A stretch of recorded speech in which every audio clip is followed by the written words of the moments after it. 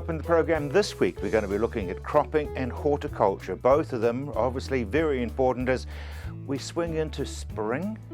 Not sure that spring's actually here yet, but we're going to be looking at horticulture and cropping.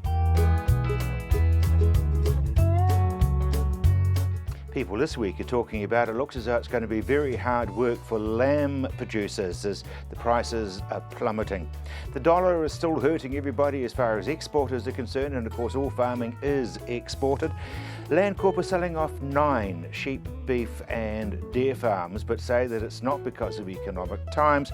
Now Tahu have got this first refusal on the South Island farms, and that will add to their 52,000 hectares that they are already looking after. Helen Clark has been getting kisses from John Key. Is this a thing to say that John doesn't want Helen to come back and take over the Labour Party? Rural delivery cuts back to 5 days a week, and everybody's bracing for the 3rd year of drought along the east coast despite recent rains, and the Tynwald sale yards have closed the gate for the last time. In just a moment, it's farm accounting.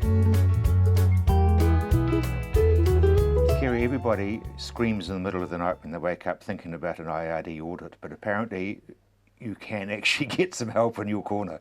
Yeah, all accountants at the moment are sending out renewal notice for something called Audit Shield insurance. So this is a voluntary insurance that most accountants all should be offering, where you can actually pay a small premium once a year, and any costs as a result of the audit from accountants, lawyers, tax experts, etc., are covered by that insurance policy. So literally, it's not actually going to save you if you've been diddling the IRD, but it's going to cover your costs. Yeah, so if you take a tax position on something, so let's say the most common one at the moment is GST refunds. So you buy a large piece of machinery, IRD ring you up and say, hey, look, we want to have a look at your GST calculations because we're a bit dubious about the refund. You ring your accountant, we lodge the claim, and all the costs from that point on, in terms of us, are covered by that insurer. So you don't have to pay anything while we do all the work with IRD. That's pretty interesting sort of cover. It's fantastic. We've probably had in the last 6 months 8 or 9 people had GST refund questions put to them, and they just hand us all the paperwork, we pay it across. It's normally sort of $300-400 by the time you finish the IRD, and the client doesn't have to pay it, the insurer picks up the tab. That's excellent, because without being silly, a chartered accountant gets listened to by IRD a lot more often and intensely than some individual. Yeah, and depending on who you're sort of talking to, some IRD people may sort of try and look for other avenues to get you on as well, whereas an accountant knows you keep them focused on whatever they're doing and just give them what they need. Now, planning. If I had $1 for every time you said planning, I'd be a rich man. Yes, well, the one that we're focused on at the moment is our dairy farmers, because obviously they've had the news, the forecast is to go up to 525, which is great news, but we also need to think about what happens if it doesn't go up or if it comes back down. Everything's rosy at the moment, but it's not time to go out and start spending. As a dairy farmer, you need to start looking at keeping your costs where they are and actually looking at reducing your debt. Because people have got terribly excited. Yeah, and so they should, because most of them will now be going above that break-even point, which is great news. It gives them that little bit extra, but it's not time to actually go and start spending that money everywhere. We're working with farm advisors and banks, and basically it's a case of staying where you are in terms of your costs and just focusing on what you can do with the extra. And just, if you need to spend a bit of extra money, yes, if it's crucial, but otherwise, just keep it as it is. I'm thinking it would be a pretty brave or a pretty stupid director of Fonterra to go to an A&P show and hang around, wouldn't it? Yes, indeed. Yeah, they might have a little bit of trouble. Yeah, because I mean that's serious. People are concerned about that. The huge profit while the guys who are doing the work. Yes, that's come out of not good news. And the day it came out, it broke the news. We had a farmer on the phone saying, "How does this happen? Why am I suffering?" And they're pulling the big dollars. So he said, "Shouldn't I get a share of it?" And so you said, "Bring Fonterra." Yeah, basically we said, go and have a word to them, because I agree with you. They should have had a share of it. Absolutely. Now, Kiwisaver. Yeah, we're still getting a lot of questions about it, especially this time of year where people are looking to employ staff. They're a little bit confused about what happens if you've never had staff and put them on. So some of the key things is obviously, if you take a new staff member on, they're automatically enrolled in Kiwisaver. So you have to start making deductions from their pay, and as an employer, you've got to contribute 3% as well. So that catches a few people out, because they work out a pay rate, and then suddenly, it's a bit more expensive because I've got to pay extra now. So that's something to think about. Employee can opt out, so they have between 14 and 56 days to get out of the scheme, but they can't just come and say, look, I don't want to be in it anymore. that's not enough. There's actually a proper form they need to fill out.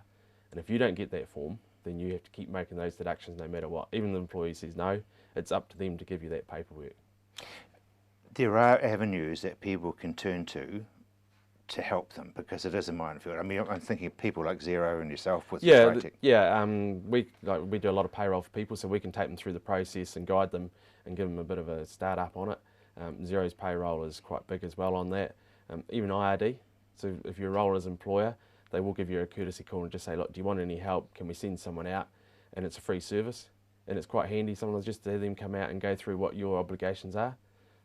They're the friendly guys, aren't they? Yeah, these are the community type officers that are out there. They know exactly what you face as an employer. They're always on the ground with people, so and they're not coming to sort of look for other things. They're actually just coming to make sure your job's easy.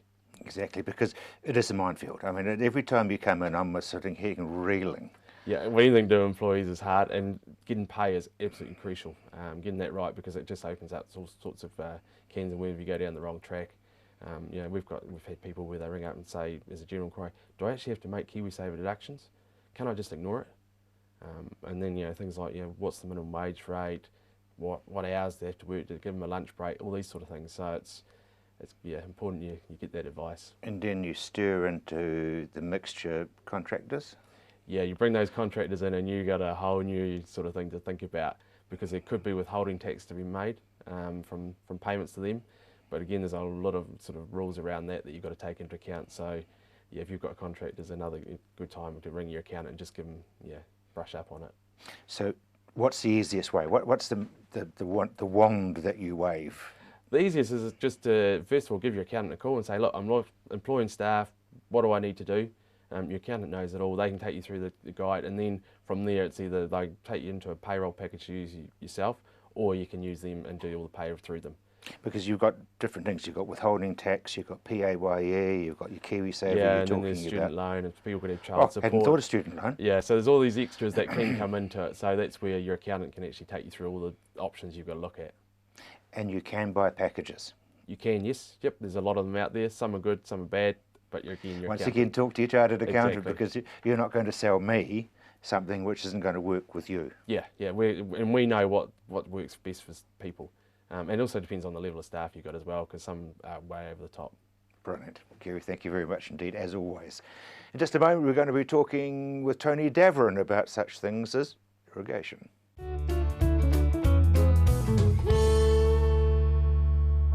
You know that saying, content is king? Well, in today's mixed media world, it's true. You need video, audio, photos and more for social media, for marketing, for communications, sales and for advertising. And you need this at a price that works with your budgets. Well, that's what we do. At Tandem, we partner with you to create the content that you can use to shout to the world or video link to a few. Connect with us and we'll help you connect to the world.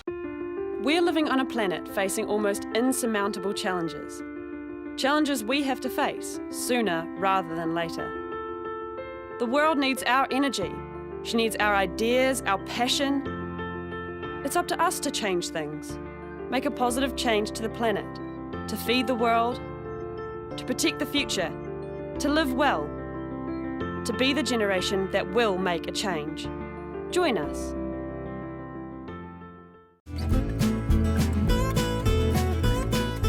Everybody has a story to tell. What's yours?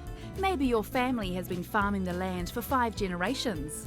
Perhaps you have invented the next best thing in agriculture, or maybe something else. Whatever your story, if you're out on the land, we want to hear from you. Get in touch by emailing us at info@ontheland.co.nz.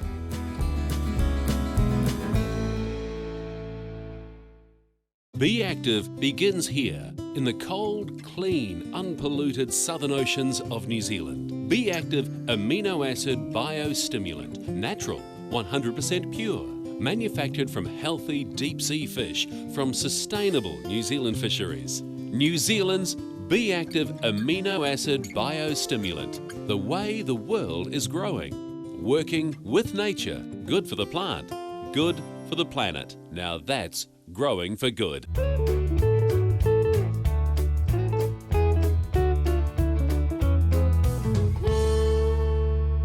it's rained. It has rained in varying amounts around the countryside. Poor old North Island copped it again. Yeah, look, I was talking to the guys up in Hawke's Bay this morning, and the onion growers are just frustrated to death. You know, they can't actually get on and spray at the moment, because at this time of the year they could be spraying, I don't know, with this sort of overcast, warm, humidity sort of weather, they could be spraying every 4 or 5 days, so preventative spraying for mildew. Well, they can't even get onto their paddocks anymore. The water, in between the beds are full of water. So Pukekohe areas had about 60 millimetres in the last 2 days. Parts of the Waikato's had 70. Manawatu's had over 70 millimetres. And Hawke's Bay's had a very nice rain, if you can call it a nice rain, but they've had sort of about 30 to 35 millimetres, and it's been spread over about 5 days. So a little bit like some of the Canterbury weather we're getting at the moment as well, where it is pretty average when you get up in the morning and start to see, and you can't see very much, but it's drizzling and sort of wet, but not really raining. And then clears up a bit during the day, and then back it comes again, later in the afternoon. So parts of the North Island have had some excellent rainfalls, a bit too much in some places. You know, the Coromandel, you don't even want to talk about rain. Yeah, we don't want to talk about the Coromandel in the eastern part of Bay of Plenty either. In Gisborne, the Poverty Bay Flats they're wet enough as it is most of the time, but they are very, very wet at the moment. We could do with a little more in North Canterbury. We haven't had heaps of rain in North Canterbury, but what has arrived there has been really good soaking, low intensity rainfall, so it is of benefit to them as well. So we don't throw any switches? No, I went to a field day last week down below Waimati, and I was really surprised at the number of irrigators that were going. I wouldn't have been surprised if the rotational type irrigators were going. So your Rotorainers and Turbo Rains and your K-lines and those sorts of things. But the one thing that centre pivots have done has made people really lazy when it comes to irrigating. It's so easy these days to turn it on remotely. You could be on holiday in the United States actually and turn your irrigator on just because somebody's heard that the neighbour's irrigating. And that certainly was the case last week when I went to this field day. We went down the road and there were a few irrigators going. By the time we came back up the road, clearly they'd come back from town or wherever they were, and the neighbour was irrigating, so it's a hell of a good reason to get your system going as well. Water uses weren't that high, deficits weren't that high, and now we've got zero water use at all. All of the demand to transpire or evaporate water is taken up with the little bits of drizzle that we're getting every morning and getting everything wet. So there shouldn't be an irrigator going anywhere in Canterbury at the moment. In fact, probably nowhere in New Zealand. Well, probably nowhere in New Zealand. That's probably dead right, unless you're getting rid of some wastewater somewhere, and the likes of the Sinlays and the Fonterras have all got wastewater to get rid of. They'll be getting rid of their wastewater, but other than that, there should be no irrigators going. Do people not understand how expensive it is? Yeah, I still think, at the end of the day, the marginal cost of water is too low. Yeah, but At the end of the day. The power cost isn't all that low. I know. I mean, I know exactly where you're coming from, but in terms of cost per millimetre of water to put on the ground, it clearly is not. That marginal cost is clearly not great enough to deter them from irrigating when they don't have to irrigate. Yeah. Okay. Interesting good news is that people like ECAN are going out and talking about their planning and that Yes. sort of thing, which is good. It's a positive. Yeah, that is a positive thing. I mean, nothing beats going and having a conversation with people rather than phoning them up and getting a little bit of a rack up at the end of the phone and copying some pretty pretty nasty words in the other direction, or sending out compliance notes for something that they could have actually gone and sorted out on farm and found out that there was a very good reason why that happened, or in fact it didn't happen, for example. We have lots of cases where we get stray electricity flying around the place. It could be a lack of a decent earth in a dairy shed, for example, and we get spikes in a water meter. And that's not a non-compliance. They're not pumping any water, and it's because we've got stray electricity. We can't find the source of it. So, those are the sorts of things that you need to have discussions about, and it's really important that they are had. And briefly, Do I dare mention Ruataniwha? Yeah, we can talk about it out of the Hawke's Bay area because it's not affecting us, but it is a point of utter frustration in Hawke's Bay. Those people that have been involved in this for the last 8 or 9 years are really frustrated at the fact that that 2 judges in the appeal court could say, well, actually I'm not sure that the Director General of Conservation really should have made this decision. Don't know whether he was legally able to make that decision, but I think you should go away and have a look. And the other judge said, oh, that's pretty cool. I think he can make that decision. So, I mean, the best guess of the people that I've spoken to is they're looking at another 12 months delay by the sounds of it before they can sort out this decision. In the meantime, we've got a drought. In the meantime, well, they've got plenty of rain right now, but we could have another season. There's no reason why we could just turn off tomorrow and we could have another season like we did last year. Tony, thank you very much indeed, and may they sort that out one way or another so everybody knows where they stand. In just a moment, we're going to be taking a look at a business based in Rangiora that goes back to 1932. So tell me a wee bit about the family business, because it almost started by accident. Yes, well, he started the company in 1932. He was working for New Zealand Farmers Co-op, and he was an agent on the road. He had a car, and New Zealand Farmers Co-op used to lend money to farmers. And I think it's in 1932 on New Year's Eve, he was asked to go to a farm in Lowburn and repossess the farm.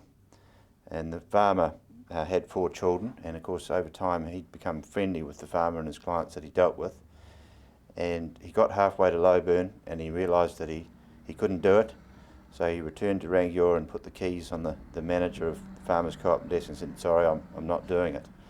So of course he was instantly fired, and then he had to go home and explain to my grandmother that he had been fired in the middle of the Depression, and she was very, very worried, you know, how they were going to continue. So anyway, after that, I got a painting job as my grandmother's uncle was the mayor of Rangiora at the time, and he said, well, you can paint my house. So he did that, and he earned £50 doing that, and then he borrowed another £50 from the mayor, and he started Lucetti Seeds. And then from then on, he used his personality to build up his client list. Yes, he did. He was a charismatic chap and well liked in the community. And he started with an oat crusher actually exactly where you're standing now, Rob. And the premises across the road was a livery stable, and farmers would come to Rangiora on a Friday and to a stock sale in the middle of Rangiora, and they'd leave their horses in the building across the road that we can see from here, and bring him a bag of oats to crush, and that's how he started. And then he got into seeds. Yes. A short time after he became involved, particularly in the wheat industry, and he traded wheat and then ryegrass and clover. And so the next thing to happen, he purchased a seed cleaning machine from Mr. Andrews of Andrews and Bevan. He always insisted that he bought his machinery from Mr. Andrews, who used to come out on the train from Christchurch wearing a tweed jacket and a tweed hat, and my grandfather always enjoyed his company. They were really hard but wonderful times, weren't they? They were, and it's quite nice for me, even today, you know, some of my older clients still remember my grandfather and talk about some of his wit and the trading that they did with my grandfather. Tell me a bit about the story about the bad weather. Yes, well, a client of ours, who's still a client today at Lowburn, told me once his grandfather came to Rangiora to sell ryegrass to my grandfather. He came on his push bike, and during the transaction it started to pour with rain. A southerly hit, and my grandfather said, oh, you can't possibly bike back to Lowburn. So he put this chap's bike in the back of the car and took him back to Lowburn, and the family still remembers that kindness to this day. Isn't it wonderful, that loyalty? Yes, we have got some very loyal clients. We've got a number of clients that have been dealing with us for 3 generations. It's quite nice for me that I've had the link with my grandfather.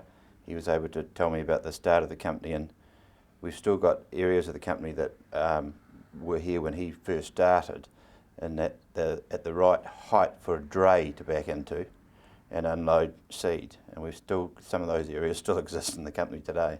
Since then, you've come a long way, but very slowly. Yes, we have. Yes, we're not fast out of the blocks, but today we employ a staff of somewhere about 50, and we're on 2 sites. We're on a 2.5 hectare site here in the middle of Rangiora, and we've got a 1.5 hectare site at Ashburton. There's 4 seed cleaning machines at Ashburton, and there's 2 here in Rangiora. And you've got people on the road? We've got 10 agronomists today visiting farmers from Southland to Blenheim. And I guess you also use other merchants? Yes, a lot of our products are sold through other merchants, particularly our milling wheat varieties, our barley varieties, and we're starting to develop a portfolio of forage seed, which has been very well received by the industry. But small steps. Yes, as I say, we just take things quietly, Rob, and don't get too ahead of ourselves. Even during your time though, Vincent, the times have changed within the industry. Yes, well, yes, certainly. Farming's a lot different today to what it was when my grandfather started, when everything was horse-drawn. And also, there's been a lot of improvements in our own industry, and particularly in the changeover from bags to bulk in the 1970s. And I was working here at that time as a small boy, and I certainly remember that change. Yeah, I do. I used to work on headers in a cloud of dust.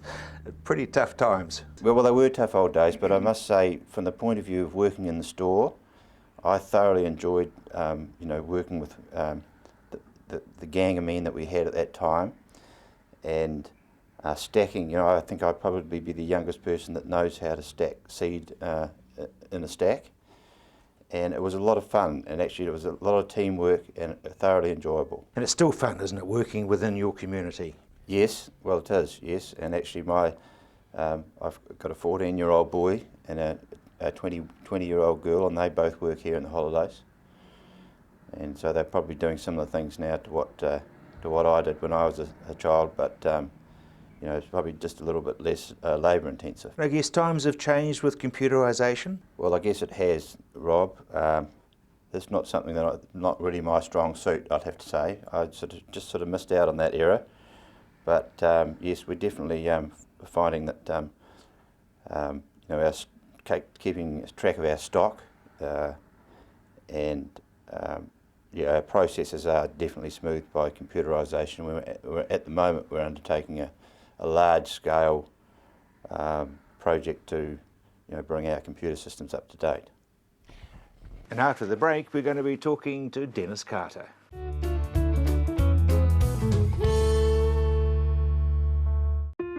We're living on a planet facing almost insurmountable challenges. Challenges we have to face sooner rather than later. The world needs our energy. She needs our ideas, our passion.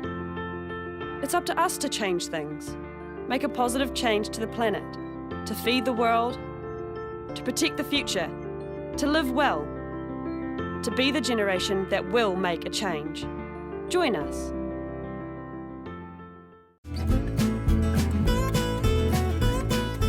Everybody has a story to tell. What's yours? Maybe your family has been farming the land for 5 generations. Perhaps you have invented the next best thing in agriculture, or maybe something else. Whatever your story, if you're out on the land, we want to hear from you. Get in touch by emailing us at info@ontheland.co.nz.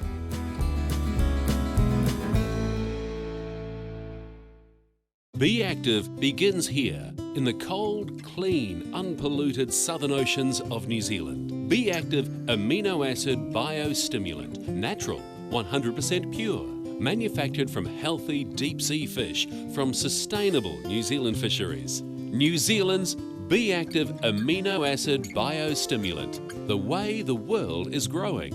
Working with nature, good for the plant, good for the planet. Now that's growing for good. You know that saying, content is king? Well, in today's mixed media world, it's true. You need video, audio, photos and more for social media, for marketing, for communications, sales and for advertising. And you need this at a price that works with your budgets.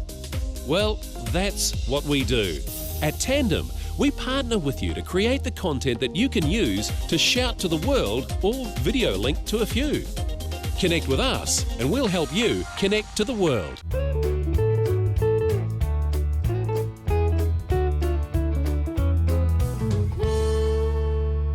Dennis, the fertiliser companies are playing the game. Yes, they are, Rob, and it's rather good to see. You know, instead of the fertiliser companies racking up big profits and stacking them up and then paying them back to the farmers as rebates and saying what jolly good fellows we are, they appear to be acting like a co-op, which of course is owned by the shareholders, and they are actually running pretty thin margins, I believe, at the moment, and indeed getting those rebates back to the farmers. And that's a recognition of the cash flow problems, the cost of production problems that farmers are creating at the moment. So they're being very, very positive and helping with the cash flow where they can, and I believe that that's the way they should always operate, rather than building empires to themselves. Fonterra could learn from that. I think so. Look at their ginormous profit and the struggling farmers. You know, I think some of those shareholders will be wondering how do you rationalise all that? Exactly. Well done, isn't it? It's a bouquet to the fertiliser companies. Yes, indeed. Yep, Yep. ECAN, what's the latest with ECAN? Well, there's lots of things that farmers have to do to comply with ECAN regulations, or particularly where they live and the type of soils they're on, or whatever issues they face. And ECAN are helping out a lot at the moment. Farmers are sort of rolling their eyes back and saying, oh dear, what do I have to do now and by what time? And I'm thinking about our farm environmental plans that all farmers have to have completed by January, basically. So this is the permit to, or the consent to farm business? Yes, it is. Well, it's all locked in and tied in together. And basically, if you've done a farm environmental plan that has been accepted by ECAN, and if you are in like a phosphate runoff zone, by completing that and having that farm environmental plan audited by ECAN, it automatically leads to a consent to continue farming. So that's what has to happen. And the good thing is we had a visit recently at no cost from a very well qualified ECAN lady of good experience, and someone who had empathy with the farmer clients she was dealing with, and helped us navigate around, not completed, but given us the pointers or the template to continue on and do our farm environmental plan. So that was great of ECAN. They've recognised an absolute need. And of course, there will be people who haven't had that visit or haven't completed their environmental plans on time. And before they know where they are, there'll be abatement notices and non-compliance notices, and saying, well, and that's expensive. It's expensive, Yeah. and if you have to employ people, I know farmers have spent $2,000 getting consultants in to help them do that environmental plan. So, ECAN. Yep. That's a free service. This lady came out because you rang them? She rang me. She rang you? Yep. So they're because obviously you're good looking, Dennis. She was a lovely lady. A lovely lady. Okay. Yep. Yeah, change the subject just a wee bit. Damaged crops and spraying are two things that don't go together. They do not go together, and damaged crops through things like, can be like hail, can be like frost, can be like wind, can be caused by heavy rolling, can be caused by herbicides going onto crops, and basically the protection of a lot of plants from the herbicide you're using on them is the waxy coating on the leaf. And once you physically damage that, or from something like heavy rolling or wind, and then you bring on another herbicide, it might be a wild oat herbicide or something like that, where the selectivity between the crop and the target species is pretty narrow, you can have adverse effects on your crop. And the things like peas, if you've had to roll some peas to put the odd stone down, and the waxy covering of the pea leaf is damaged, and it can be damaged by wind, it can be damaged by rain. So that wax can be washed off by rain, and then you go in with some herbicides, it can actually penetrate the leaf and cause damage to that crop. And in fact, in peas there is a test called crystal violet, and you can pick leaves that appear to be bruised, or you can actually bruise one with your fingers when you pick it up, dip that in the crystal violet, which you can get from your chemist, and it will tell you whether the wax level is up or not. And often we have to wait after a rain for maybe a day and a bit of sunshine, and the sunshine will assist in bringing the wax cover back up on a damaged crop. So yeah, just be a bit careful. There's a few showers around at the moment, and farmers are spraying when they can, and perhaps they're just just to be a bit going in a vigilant. little bit early. Yes, indeed. Exactly. Yep. Are we getting too clever and forgetting number 8 wire? Well, I think we are, Rob, and you know, the Kiwis have this reputation of being fix it with a piece of number 8 wire, and being full of Kiwi ingenuity, those sorts of things. And really, I think we're starting to go to sleep a little bit, and I think our generation have been guilty of making life too easy for our siblings and younger generation. And if you want someone to be stimulated, perhaps they need a little bit of adversity in their life to look at Every farmers are doing that at the moment. But absolutely, and you know, they probably need to be like a robotic vacuum cleaner, and when they come across an obstacle, find a way around it. And that looking and finding the way around it is where you get the mental stimulus to reach deep into your resources and say, you know, what do I know, what can I do, what's plan B, plan C? And you know, the old brain up here, it's the biggest muscle we've got, but we don't exercise it enough, and we probably don't give it enough rest as well. so we're sort of basically looking at computers that do everything for us now. Exactly, you know, and if you had a human that had everything done for them, they were totally comfortable, totally stimulated, didn't need anything to happen, they would either die of boredom or obesity. That's a fair comment, actually, Dennis. There's nothing more I can say. I think I'll leave it hanging right there. Thanks very much indeed. Thank you. Now, in just a moment, you'll be hearing from Jim, who's neither obese nor is he going to have any problems with boredom. Jim, there's a fair bit of growth out there. There certainly is. It's been an interesting time, Rob, because spring has certainly sprung. Then we get a nice cold day, and then we get a damp day, and then we get a nice warm day. So what that really has done is really made things start to grow, which we should be at this time of the year.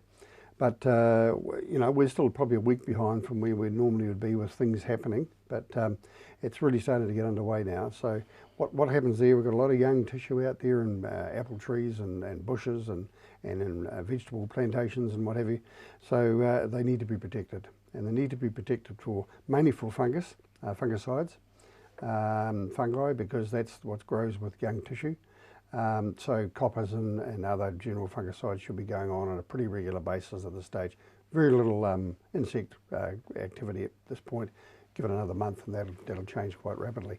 So all I really say to growers is don't go out and spray for the sake of just saying I've got to go out and do it because it's Monday and it's a fine day. You still have to have a reason to go and have a look at your crops. Check to see what's out there, see what's happening. If there's a need, obviously go and apply a cover. Because right now we're starting to head into what we could be potentially the frost season. With the easterly conditions from a sort of a neutral La Nina period that we're having at the moment, and we'll continue to have all the way through the summer by the look of it, the chances of these real warm temperatures and then clear skies and cold nights aren't such a degree of that. So we may have less chance of frost this year. I hope I haven't put a doom on the business. But The curse of the black jelly bean. the curse of the black jelly. But so that's an interesting one. But we still got to take precautions. So you know, the guy should grow surplus grass. Mow surplus grass between rows of apple trees and spray out or whatever. Keep the ground so it's clean, clear, and the frost will not be attracted to it so much. And it keeps the ambient temperatures up. Therefore, the temperatures stay above, say, 1.5, 2 metres, which is the area that we need to really protect at this time of the year on a number of crops. So that's just part of the practice. And of course the other one is put that blooming copper on, remove those bacteria, and probably help the whole regime by about 1 to 1.5 degrees Celsius. So it's quite important. We've had good rains and some terrifyingly big rains. Yep. Fortunately, you know, some of the areas that needed rain have had it, and they need more. But generally, from a horticultural perspective throughout the country, bar the last 2 or 3 days in the very far north and Gisborne around there, we've had some good rains, and we needed them. But they're having some excesses now, which is not doing the Manawatu or the Coromandel areas much good. But What it does bring on is a whole lot of weeds come on at the same time, and they're not hard to kill weeds so much at this time of the year, but there's the cleavers and there's the good old Californian thistles keep coming up. That they need to really get on top of these things pretty quickly. And a Californian thistle, it comes up quite erect in the first few leaves for about a week, week and a half, and then the outside leaves, they fall down towards the ground, and that's when you spray them. You don't spray them before that. If you spray them before that, they'll continue on and be a problem for you. Let those outside leaves fall down, become prostrate to the ground, and then apply your herbicide, and you'll get a very good result out of that. Yeah, and they've got legumes, so I mean, the little thistle that's still way over there somewhere could actually be affected by the spray that's put over here, so it's a good application time. Good. Are we getting enough sunshine? No, not really. I don't think we are. We're not getting enough heat and sunshine. We need a little more of that. You'll find a lot of the growth that's happening this year so far, especially the last 10 days, has got that anemic look about it. So it needs some sunshine. It doesn't need nitrogen. That's the last thing you want to put on because it's being used and it is there. But it needs the chlorophyll. What brings chlorophyll activity or colour of green in plants is actually sunshine, the photosynthetic ability of the sun. The sun enhances the photosynthetic ability of the plant, which creates chlorophyll, which creates green, which creates a nice growing healthy leaf. At the moment, we've got one element missing. We haven't had enough sun lately. But I'm sure it'll come, and it'll probably come in abundance. It'll be too darn dry. Now, I've got 3 apples in pots. One of them is in full flower, and the other 2 haven't even broken bud yet. Is that because of variety? Yeah, it's just a varietal thing. A lot of the early varieties are coming out now. All the stone fruits flowering flat out now. Your pears will start to come out. Early apples will come out, as obviously it has with your situation, but the later ones could be another fortnight before they break. So that allows the season to spread out across in terms of harvest. But funnily enough, normally, the flowers that break early aren't necessarily the ones that are harvested first. It's just a phenomenon of the days that are required to go from full bloom to beginning of harvest. And that can vary from 87 days to about 112 days, depending on your apple variety or your blackcurrant variety or your strawberry variety. Tell me what it is. It's the same with potatoes. Put potatoes in the ground. Some varieties take 120 days to get to a certain size. Some take 90 days, depending on what they are and how the growing conditions are through the growing season. So you'll see these variables now, and there'll be variables at the other end. And normally, those that bloom first, harvest last. Just to confirm. Don't ask me why. No, I won't, seriously. So are we sort of basically tracking along at about the right time across the season? Yeah, we are. I mean, you talk to growers and they'll say, we're probably a week behind. Well, what's a week behind? We're this time last year or a fortnight ahead. I mean, so it varies. I think we're pretty much where we should be, as long as we don't have any strange event. A big blasting storm come through or something like that, that would upset the apple cart a bit. But I think we've had a gradual entry into spring, and I think that's a healthy sign. It does mean, I do believe, we're going to have a little bit more moisture at times that we may not need it. And I'm thinking more the latter part of the season when we've got fruit on the trees and grapes on the vines, and we don't want the pressure from botrytis at that stage. I think we're going to find we're going to have a sort of a dampish March, April, the way the season has started way back here now in September, October. Thanks very much indeed.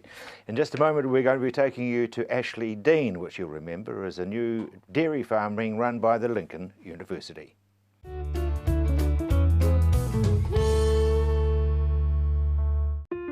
We're living on a planet facing almost insurmountable challenges.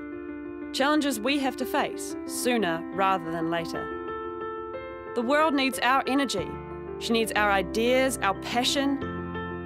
It's up to us to change things, make a positive change to the planet, to feed the world, to protect the future, to live well, to be the generation that will make a change. Join us.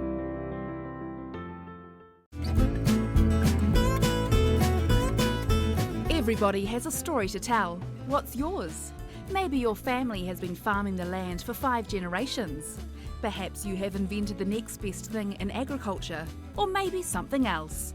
Whatever your story, if you're out on the land, we want to hear from you. Get in touch by emailing us at info@ontheland.co.nz.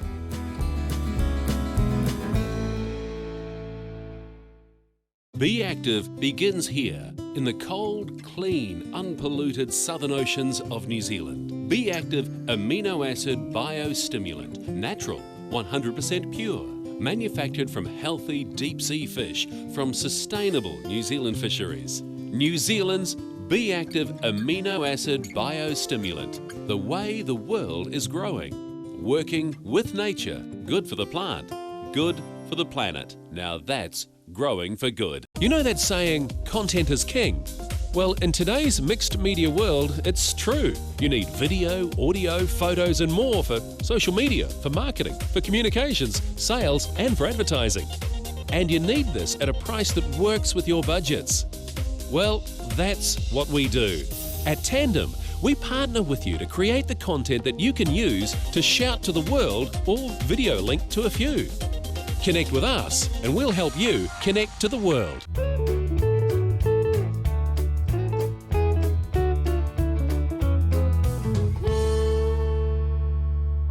Keith, the Ashley Dean Dairy Unit, it's for research into light land. Yes, indeed. Very free draining stony soils. It's a challenge for us to reduce the risk of nitrate leaching and phosphorus losses into the underground aquifers at this point in the Canterbury Plains. What we're doing is to conduct detailed research programs to find solutions to help farmers to reduce their environmental footprint and at the same time be sustainable in terms of their production. But of course a lot of dairy farms in Canterbury are on very light land. Oh yes, indeed, and this is going to be even more important in the future as we look to find ways to reduce leaching losses to meet the environmental regulations that are being put in place by the regional authorities. And in this part of Canterbury, in the Selwyn Te Waihora catchment zone, by 2022, dairy farmers have to reduce their nitrate leaching losses by 30%. That's a huge challenge, a 30% reduction. And the investment by Lincoln University here is to help to find some answers to help the farmers. You're going to have a lot of people looking over your shoulder. Yes, we expect that, and we look forward to that, as we did with the development of the commercial dairy farm at Lincoln. Farming in a fishbowl with people looking across the fence. We'll be looking forward to that discussion with them. Now this unit is being run as a dairy unit as well as for research. Yes, it is. The main focus though is as a research and development station. The types of work that will be conducted here with our partners in the hub, the Lincoln Hub, Agri-Research, Dairy NZ, Plant and Food Research and Land Care Research, all those scientific teams working together to find some answers. And the research programs will be funded to ensure that we can deliver on those results to help the farmers. We have facilities here for scientists and technicians to be based permanently on site, and we already have research programs started even before the cows arrived. And they've arrived? Yes, the cows arrived, and we've been milking since the first week in August, and we're pleased to see that. So the project was completed on time, and we have a wintering research program which has been using the standoff pads so that the cows graze 6 or 7 hours on winter forage, such as fodder beet or kale, and then for the remaining 17, 18 hours they are taken over to have a rest on what we're calling a loafing pad or a standoff pad. So they can lie down on some nice warm wood chip and rest and ruminate, but the key thing is that we collect all the urine and dung that drains through those pads because it has a plastic drainage base, and we collect all that in the large effluent ponds. We'll then recycle that effluent. The nutrients in that are valuable to us, and when the soil is dry in late spring, summer, we'll apply the water and the effluent to recycle those nutrients from where the cows were grazing. This will have a big influence on reducing nitrate leaching from winter grazing blocks. You're aiming at that 30%? We're aiming at 30%, yes we are indeed. Some of the current research we've been doing as part of the Pastoral 21 consortium funded work has found that if we sow a catch crop of oats soon after the cows have grazed the winter forage, The oats can establish well in low temperature soils, and the oats catch a lot of the nitrogen that was deposited by the cow's urine, and therefore we already are able to reduce nitrate leaching by 25% in some of those winter forage grazing systems, simply by putting a catch crop in as soon as possible after the cows have grazed their winter forage. So we're optimistic that we'll find some solutions. And that's what you're doing, isn't it? I mean, wow. Yeah, it's easy to say, and 25% is a long way towards our target. And farmers are starting to use this already. Dairy NZ has been conducting a number of workshops around the country to explain the results of this Pasture 21 funded research programme, funded by Fonterra, Dairy NZ, Beef and Lamb New Zealand, DCANS and government through MB. And the farmers are getting those results in workshops, and many are now trying to establish oats as a catch crop after the cows have left the winter forage grazing block. You're also doing a bit on irrigation? Yes, there's irrigation. So there's 2 large pivot irrigators, which are half pivots, and they are providing irrigation for the pasture and for lucerne and for maize. And we were cutting and carrying the lucerne and the maize as a supplementary feed, and the cows are grazing on the pasture as well as receiving some of that supplement. So again, we're looking for sustainability in the irrigation application. Rob, a lot of interest from our students in this type of development too. The biggest classes in Bachelor of Agricultural Science and Bachelor of Commerce with Agriculture that I've seen in 35 years at Lincoln University. The classes in agriculture and agriculture related subjects and environment are full. No seats left at the back. And that's great to see that enthusiasm from young people to get into the industry. They are keen to learn about environmental sustainability as much as they are about production. Their need as well as our interest. Exciting times, Keith. I mean, you've seen a lot of water go under the bridge in your time at Lincoln University, but they are really exciting times. Oh, this is one of the most exciting developments that we've seen at Lincoln, and will really help to create a true hub of agricultural, environmental research, and also tertiary education. Encouraging students to come out with the qualifications that support the dairy industry, support farming overall, and also support those environmental targets that we all know we need to achieve. World-leading research. World-leading research, that's our aim, and we see that in the numbers of postgraduate students that come to Lincoln University, because Lincoln University's reputation internationally is very high. We're in the top 100 universities in the world for teaching agriculture. Isn't that amazing? Lincoln, within the top 100 of the universities in the world for agriculture. Anita, mudfish. There's got to be a reason you brought mudfish into the studio. These are natives? Yeah, not just any mudfish. These are Canterbury mudfish, so found only in the Canterbury region. And yeah, they are natives, only found in New Zealand. There's 5 species of mudfish in the country, but yeah, on the east coast here we have our very own. So they're found from the Ashley River in the north right down to the Waitaki. They're actually found on the south bank of the Waitaki, so they're slightly Otago as well. But yeah, but only just. Yeah, that's right. So what's their normal habitat? Yeah, well these are nocturnal fish. And they're normally found in the smaller streams. They're not particularly good swimmers, so you're not going to find them in the big braided rivers like the Waimakariri or the Rakaia. They're in the small spring-fed streams that are in the gaps in between. So they would once have been quite widespread across the plains in sort of one homogenous population, but now they're restricted to just discrete populations. Sounds very much as though they're endangered. Yeah, so they're ranked. DOC has a threat ranking system, and these guys are nationally critical, which is as high as it gets. That's sort of kakapo, black stilt, takahe level endangered, so they're one of the most endangered fish in the country. And that's because, not just because we don't have that many sites left, but because the number of sites are still declining. We're still seeing that, yeah, we're losing populations. Is that because the streams and things are disappearing?